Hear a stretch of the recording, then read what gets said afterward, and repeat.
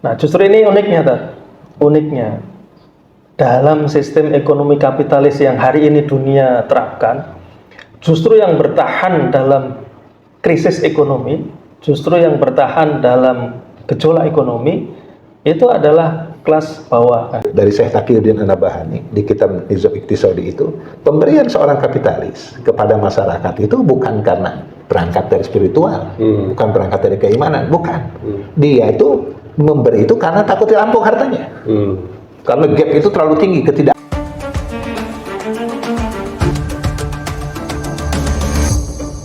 Bismillahirrahmanirrahim. Assalamualaikum warahmatullahi wabarakatuh. Waalaikumsalam. Sobat Muslim, alhamdulillah kembali kita berjumpa dalam podcast Bincang Peduli bersama Forum Sinergi Muslim. Dan banyak hal dalam minggu ini yang kita bisa lihat informasi berkembang di masyarakat ya. Kita tahu bahwa di tengah ekonomi yang semakin berat ya, badai PHK ternyata juga terus terjadi. Pengangguran di mana-mana, harga naik, termasuk yang terbaru isu tentang proyek PIK 2 ya, yang juga memancing banyak reaksi dari masyarakat. Juga adanya pagar laut ya, yang sampai hari ini juga belum jelas itu siapa yang melakukan ya. Itu semua isu-isu yang sekarang terjadi di tengah-tengah kita, dan tentu juga penting bagi kita untuk memperhatikan dan bagaimana kita memberikan penyikapan ya sebagai seorang muslim. Dan kesempatan ini kita akan coba membahas satu tema kaitannya dengan bagaimana ekonomi yang hari ini kita sedang jalani ya, ternyata berbagai dampak yang kita rasakan ya, dari kenaikan PPN menjadi 12%, kemudian berimbas kepada harga-harga yang juga terus merangkak naik ya. Pekerjaannya juga sulit untuk kita dapatkan. Nah, ini kaitannya dengan oligarki seperti apa? Nah, banyak kita sering mendengar ya, bahwa ini semua salah satu yang disebabkan oleh adanya oligarki. Nah, bersama ini kita akan berbincang, ada dua narasumber, Ustadz Rais Iskandar dan Ustadz Muhammad Irfan. Ke Ustadz Haji Rai dulu. Assalamualaikum Ustadz. Ya Ustadz, ini kita mendengar istilah oligarki itu kan sering ya. Hanya kadang-kadang kita juga bertanya-tanya, apa sih oligarki? Sebuah istilah yang barangkali di beberapa tahun terakhir ini sebenarnya baru ya, relatif baru lah gitu ya. Nah, supaya masyarakat juga jelas, oligarki itu makhluk seperti apa ya, mungkin bisa dijelaskan, dan apa hubungannya dengan ekonomi yang hari ini kita rasakan semakin sulit. Baik, bismillah. Assalamualaikum warahmatullahi wabarakatuh. Assalamualaikum. Oligarki itu mungkin kalau saya bilang hari ini yang bahasa viral itu ya oligarki. Dari mulai atas sampai bawah. Mudah-mudahan paham masyarakat itu maksudnya oligarki itu apa. Sebenarnya sederhana kalau dilihat dari kamus ya. Oligarki itu sekelompok kecil orang yang dia punya kekuatan ekonomi. Ya. Nah, dengan kekuatan ekonominya dia bisa mengendalikan kebijakan ekonomi dan kebijakan politik. Itu sederhananya seperti itu. Jadi kalau misalnya ada orang dia punya, kalau bahasa kita pengusaha besar lah, usaha besar, sebelumnya ada istilah kapitalis, dia sama, sinonim. Jadi mereka itu yang bisa mengendalikan ekonomi dan bisa membayar satu kebijakan. Kalau bahasa kasarnya seperti itu.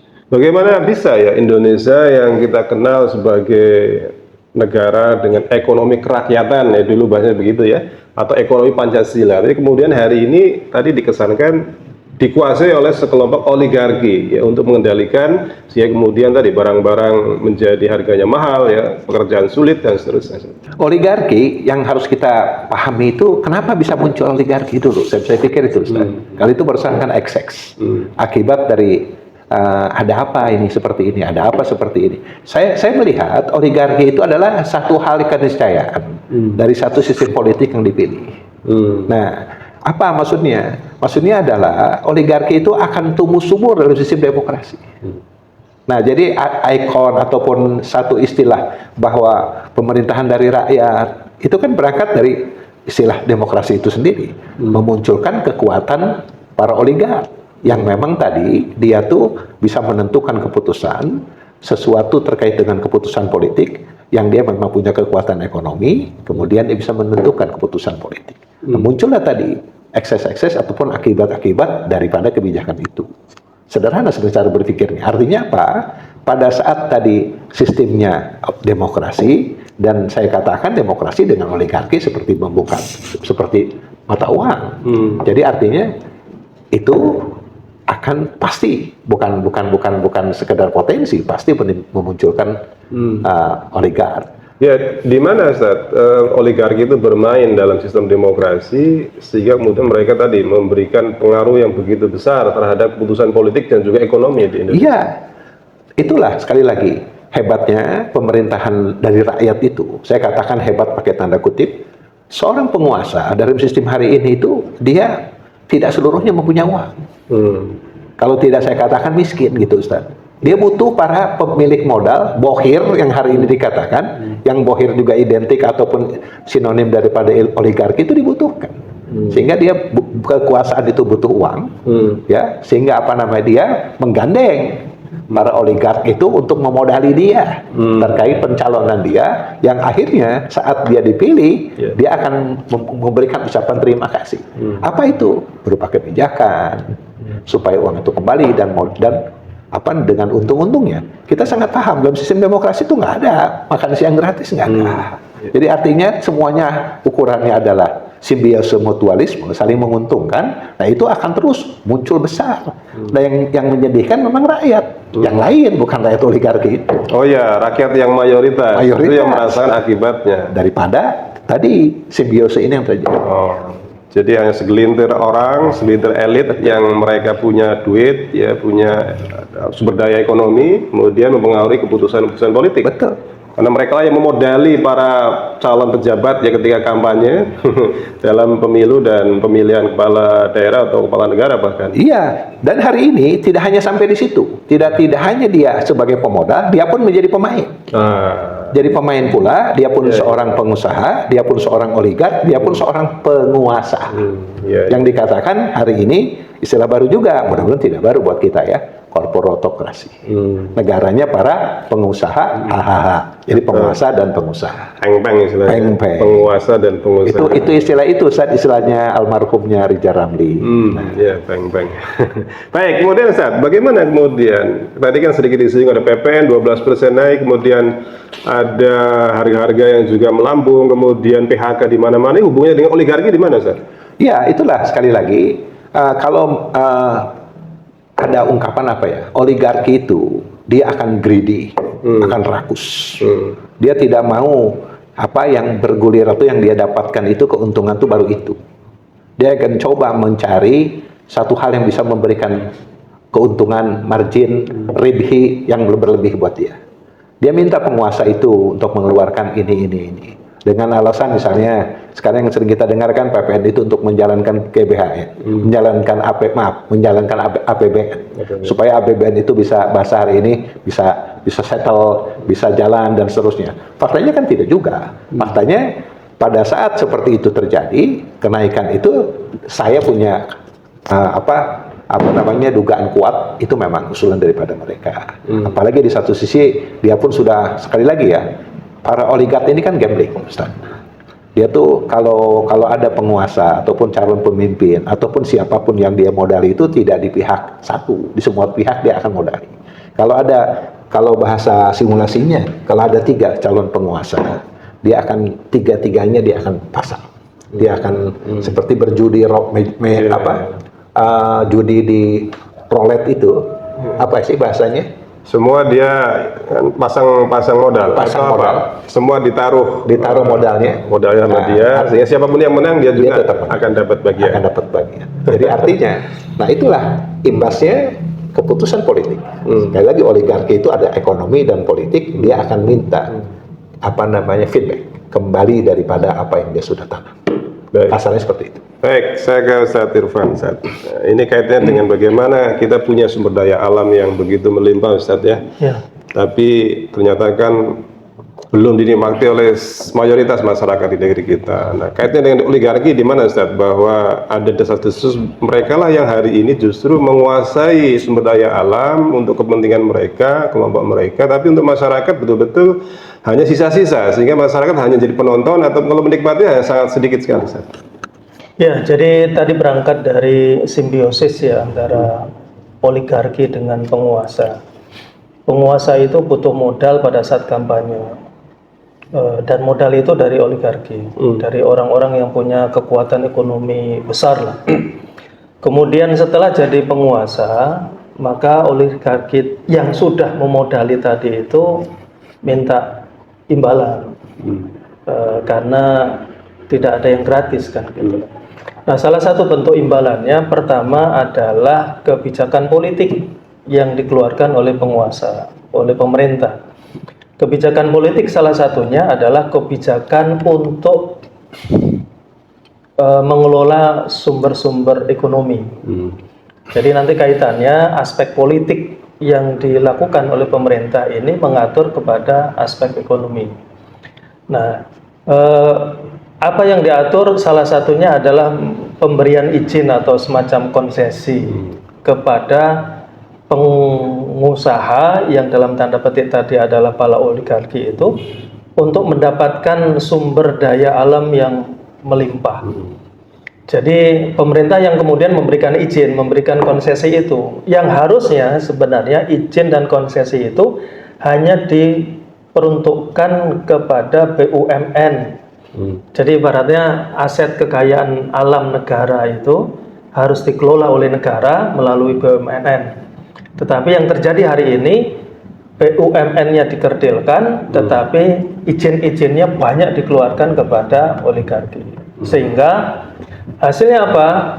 Hampir semua aset kekayaan alam, pertambangan, kehutanan, perikanan misalkan, itu dikuasai oleh para oligarki. Jadi akhirnya apa? Hasil kekayaan alam yang berupa hasil penjualan tambang-tambang yang melimpah ruah itu adalah dikuasai oleh segelintir oligarki, tidak diperuntukkan untuk kesejahteraan. Padahal sejatinya pemilik dari sumber daya alam itu adalah masyarakat rakyat ya. Rakyat, kan? Jadi artinya ketika itu milik rakyat, negara itu hanya mengelola ya, melalui BUMN tersebut ya. Hasilnya sebenarnya untuk masyarakat. Nah itu kalau bicara ekonomi Islam, Ustaz, apakah kemudian kita melihat ada persoalan yang mendasar ya? Kenapa kemudian tata kelola sumber daya alam hari ini itu tidak tadi sepenuhnya hasilnya untuk rakyat dan negara hanya sekedar mengelola saja? Persoalan pokoknya pada sistem kapitalis itu. Sistem kapitalis itu memang menghendaki ada, di sana kan selalu jargonnya freedom, kebebasan. Termasuk kebebasan di dalam menguasai lahan, apapun lahannya, termasuk lahan-lahan tambang tadi itu. Nah, dalam sistem ekonomi kapitalis itu tidak ada pengaturan tambang itu harus dikuasai negara, tambang itu harus dikelola negara. Dalam sistem kapitalis tidak seperti itu. Siapa yang bisa, siapa yang mampu, siapa yang kuat, dia bisa menguasai. Nah, sehingga melahirkanlah keputusan-keputusan politik berupa undang-undang yang membolehkan pengusaha itu mengelola itu. Jadi pada asas pengelolaannya itu yang sudah bermasalah. Ya artinya kalau dibilang standar kepemilikannya juga sudah salah ya, karena tidak jelas ya kalau dalam kapitalisme itu kepemilikan dari sumber daya alam tadi sebenarnya milik siapa, Ustaz? Nah, kalau ini kalau kita mengacu pada sistem kapitalis, ya milik yang menguasai. Gitu. Yang menguasai siapapun dia. Siapapun itu kan gitu loh. Nanti beda lagi kalau dalam pandangan Islam. Gitu loh. Jadi, karena pokoknya intinya itu nanti asasnya itu adalah pada persoalan kepemilikan. Ya, dalam Islam bagaimana, Ustaz? Pengaturan tentang pemilikan ini? Nah, kalau dalam Islam itu kepemilikan lahan atau kepemilikan apapun ya nanti diatur dalam pembagian 3 kepemilikan. Ada yang disebut dengan kepemilikan individu, ada yang disebut dengan kepemilikan umum, ada yang disebut dengan kepemilikan negara. Nah, kepemilikan individu itu adalah pada lahan atau barang-barang yang memang secara hakiki diperuntukkan boleh dikuasai oleh individu.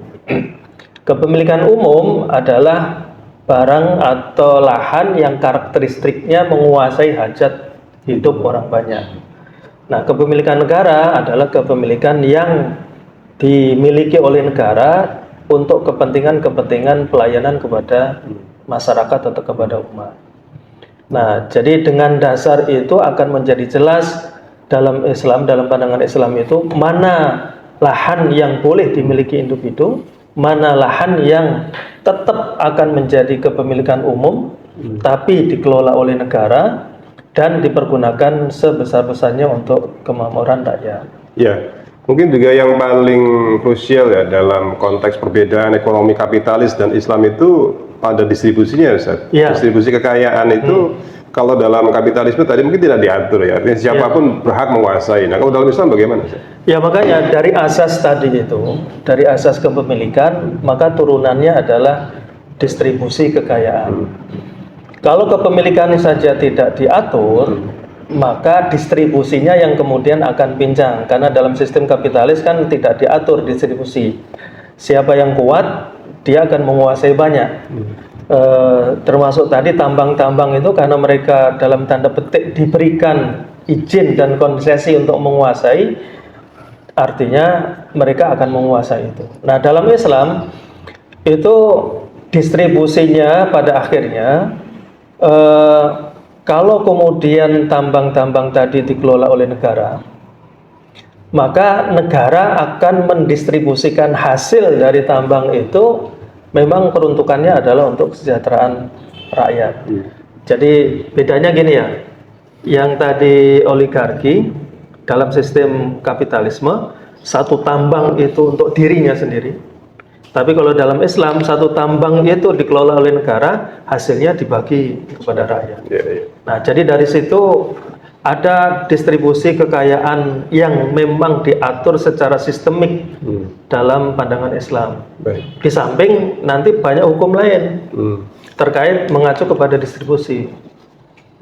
Misalkan tentang kanzul mal, tentang larangan menimbun harta. Lah itu kaitannya juga dengan distribusi. Dalam kapitalis tidak ada itu aturan-aturan untuk distribusi. Akibatnya apa? Sekarang ini kita lihat majalah Forbes itu selalu merilis top 10 atau top 100 orang terkaya di dunia. Jadi 100 top orang terkaya di dunia itu menguasai kekayaan 80-90% kekayaan dunia. Nah, sementara yang 90% penduduk bumi hanya menikmati 10% kekayaan. Mungkin lebih tepat memperebutkan, belum tentu menikmati, karena sedikit.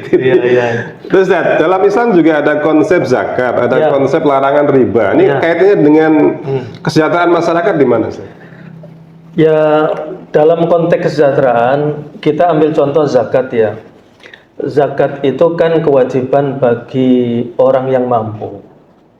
Nggak sampai ke agnia ini, nggak sampai kaya, mampu saja dia tercukupi kebutuhan sehari-harinya, dia punya kewajiban zakat. Diberikan kepada mustahik zakat. Mustahik zakat itu kalau zakat fitrah itu kan fakir miskin. Nah, dalam tanda petik fakir miskin itu tidak mampu menghidupi kebutuhan sehari-harinya. Nah, dari situ saja ada konsep distribusi yang luar biasa. Orang yang mampu memberikan sebagian harta atau rizkinya kepada orang yang tidak mampu. Nah, karena orang yang tidak mampu dapat bagian dari orang yang mampu, maka nanti ini juga bisa menggerakkan ekonomi, kan gitu loh. Contoh misalkan, kalau dalam zakat fitrah kan dibaginya makanan pokok tuh beras. Tapi beras kan mentatat, nggak bisa dimakan kan gitu loh. Dia perlu dimasak, perlu dimasak itu perlu kompor, perlu gas misalkan, dia beli.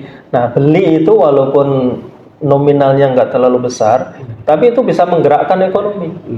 Kalau itu bicara zakat fitrah, belum lagi zakat mal. Mal itu lebih besar lagi. Jadi menggerakkan ekonomi itu akan terus hidup dalam sistem Islam.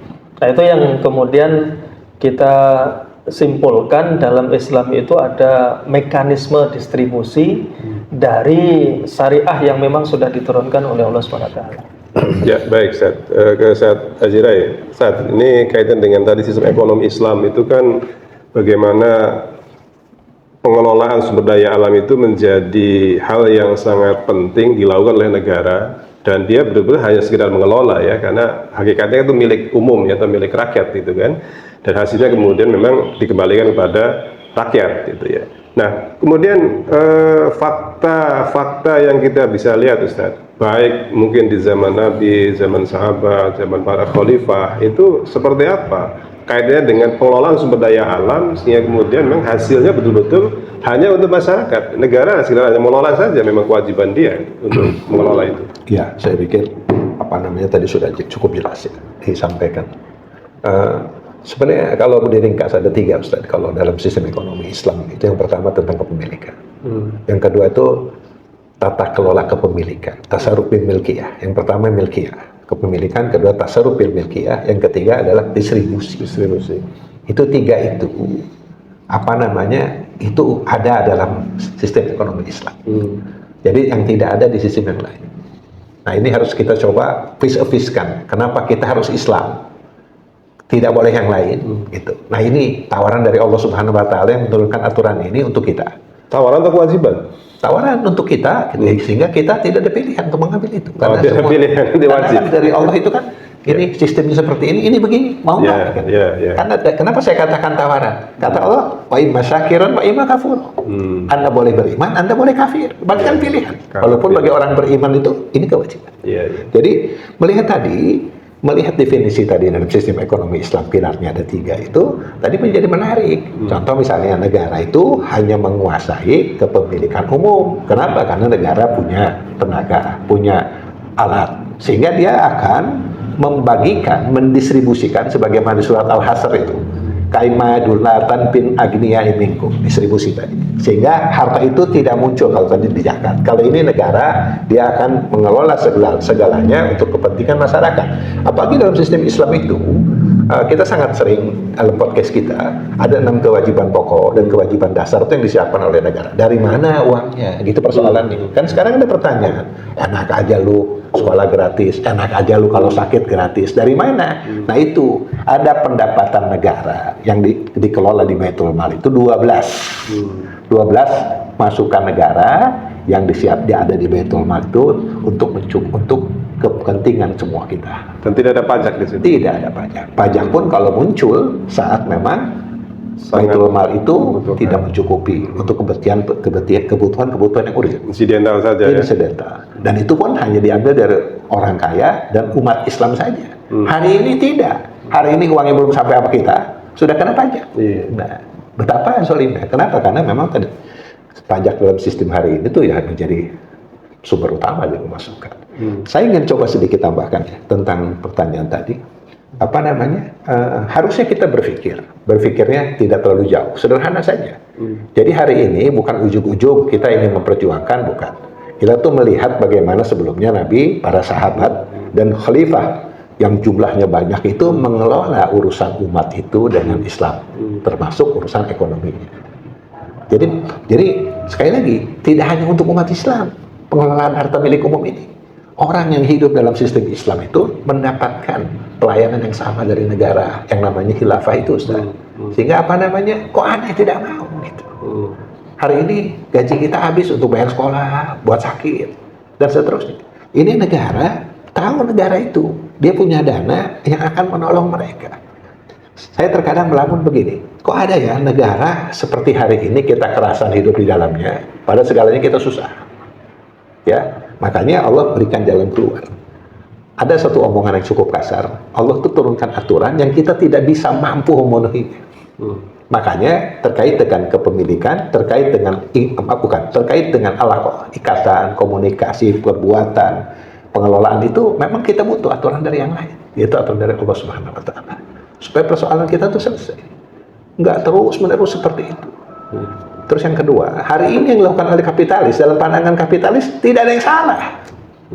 Dia tadi karena greedy, tidak ada kepemilikan terbagi-bagi.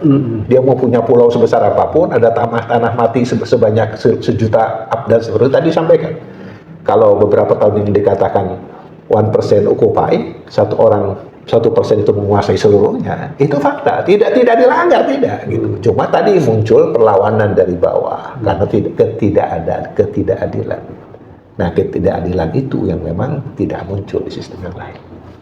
Ya Ustaz, dalam sejarah itu kan kita mendengar ada Khalifah Umar bin Abdul Aziz yang beliau itu kesulitan untuk membagikan zakat ke rakyatnya karena nggak ada yang mustahik ya. Nah itu apakah juga satu cerminan bagaimana ketika ekonomi Islam diterapkan oleh negara itu menghasilkan sebuah kesejahteraan, kemakmuran yang luar biasa sampai untuk distribusi zakat saja sulit karena nggak ada yang berhak untuk menerima. Betul, karena negara itu berfungsi. Negara itu berfungsi dengan benar. Contoh tadi, saya pikir tidak hanya di zaman Umar bin Abdul Aziz, setelahnya juga berjalan, walaupun tadi dengan beberapa banyak kita koreksi. Artinya, poin di zaman Umar bin Abdul Aziz, itu di zaman Muawiyah itu adalah fakta. Masa ada zakat itu uang zakat disalurkan kepada fungsi yang lain. Ada yang mau menikah dimodalin, ada yang ingin tidak punya hari ini misalnya karena kesulitan ekonomi dikasih modal oleh negara, yaitu ada satu kebijakan negara memberikan memberikan sesuatu dari negara kepada warga negara yang butuh, bisa pinjaman atau diberi langsung. Saya pikir dalam sistem hari ini kan nggak ada, semuanya diukur dengan feedback, nggak ada makan siang gratis. Iya, atau mungkin karena memang nggak ada standar baku ya dalam sistem kapitalisme itu untuk mengukur bahwa ini benar atau salah, ini patut atau tidak patut, itu memang tidak ada, Ustaz. Tidak ada.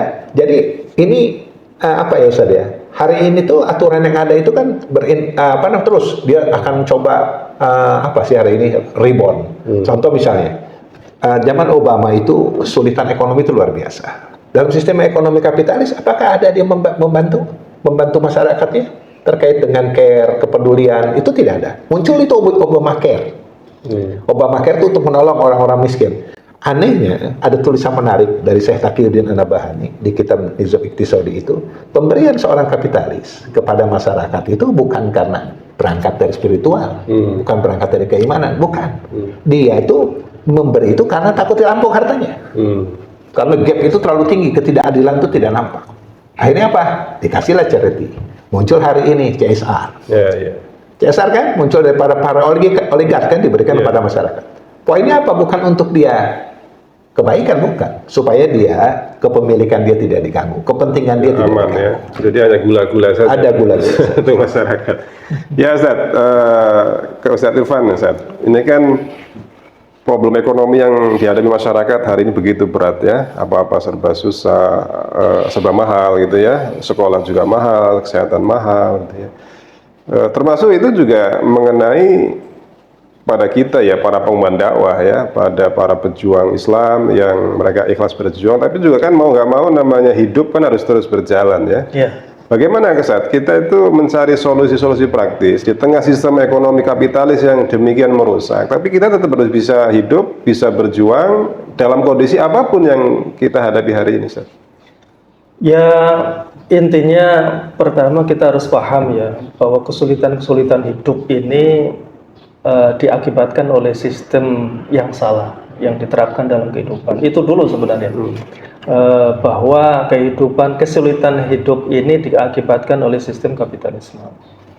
Yang kedua, kita juga harus paham bahwa Islam itu ada aturan ekonomi, ada aturan politik, ada aturan negara yang bisa mensejahterakan rakyatnya. Itu harus juga diyakini. Nah, dengan dua pemahaman dan keyakinan tadi itu, kita bukan kemudian terus berdoa berharap bahwa sistem Islam akan tegak, tapi kita sendiri juga harus berikhtiar. Ikhtiarnya dua sekarang itu tadi. Pertama adalah ikhtiar untuk menjalani kehidupan yang sulit kan gitu. Yang kedua, ikhtiar untuk memperjuangkan sistem Islam yang agung. Jadi terus kan tambah berat ini, dua pekerjaan sekaligus dikerjakan. Kalau kita lakukan dengan ikhlas dan keimanan kepada Allah SWT, maka dua pekerjaan yang tadi dirasa berat itu insya Allah ringan. Jadi intinya tetap berikhtiar. Nah, rata-rata pengemban dakwah atau rata-rata mayoritas rakyat itu kan dalam ekonomi kelas bawah ya. Nah, justru ini uniknya dalam sistem ekonomi kapitalis yang hari ini dunia terapkan, justru yang bertahan dalam krisis ekonomi, justru yang bertahan dalam gejolak ekonomi itu adalah kelas bawah kan gitu. Kelas bawah. Kenapa kelas bawah? Karena dia sudah biasa hidup dalam tanda petik, bukan menjelekkan ya. Dia sudah biasa hidup dalam kesulitan, dalam kemiskinan kan gitu loh. Sehingga walaupun dihantam dengan krisis sekalipun, ya dia tetap miskin, tetap sulit juga. Tapi insya Allah akan lebih sabar, lebih istiqomah untuk terus berjuang mengurai segala persoalan hidup. Nah, yang banyak kemudian berkeluh kesah itu kan di level menengah ya. Karena dia atas tidak, bawah tidak. Jadi dalam tanda petik terombang-ambing ya, kena krisis sedikit habislah kan gitu loh. Sementara yang atas itu dia lebih sebenarnya lebih, tetapi begitu kena krisis dia frustrasi kan gitu.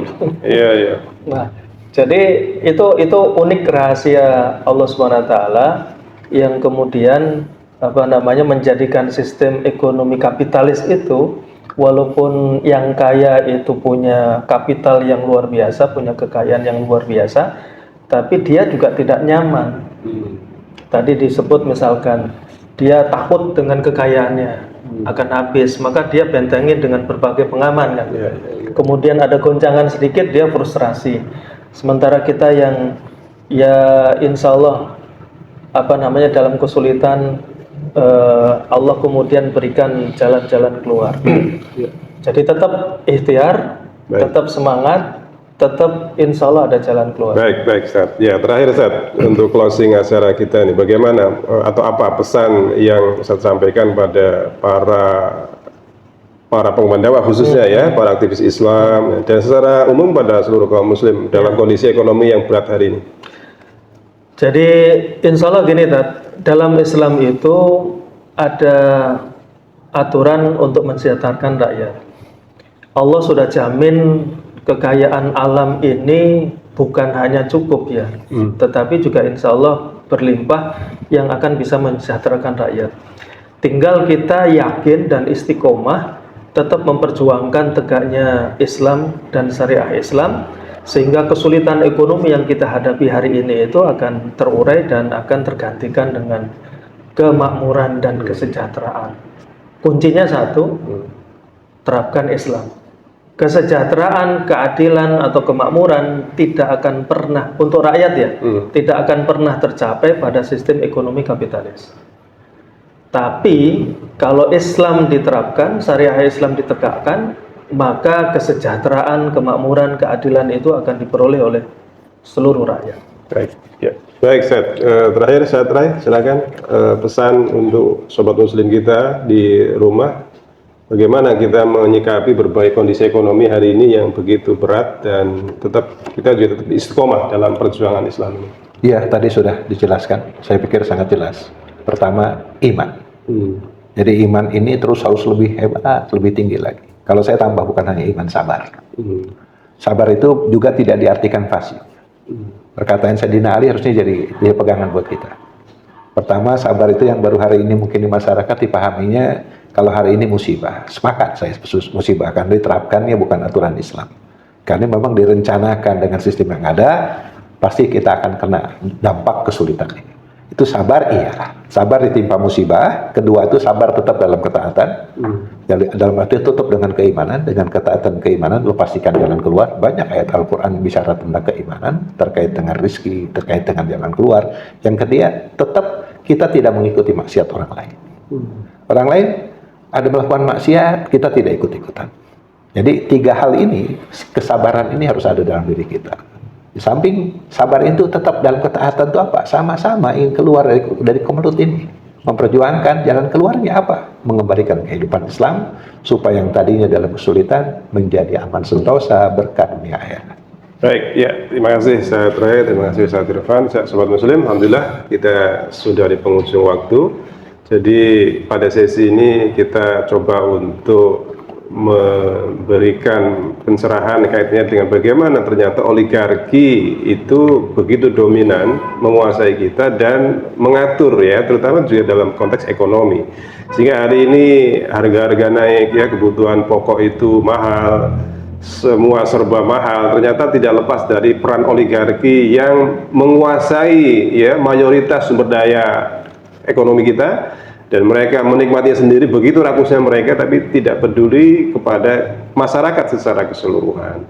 Sehingga memang tidak ada pilihan bagi kita kalau ingin kita hidup sejahtera, ya, kemakmuran kita bisa rasakan, keadilan kita bisa rasakan, maka tidak ada jalan lain kecuali kita kembali kepada Islam. Bagaimana sistem ekonomi Islam mengatur kita, dan sistem ekonomi Islam akan menjamin oligarki nggak akan, ya, mereka itu ikut campur di dalam pengaturan ekonomi, apalagi pengaturan sumber daya alam yang itu terkait dengan hajat hidup orang banyak, ya.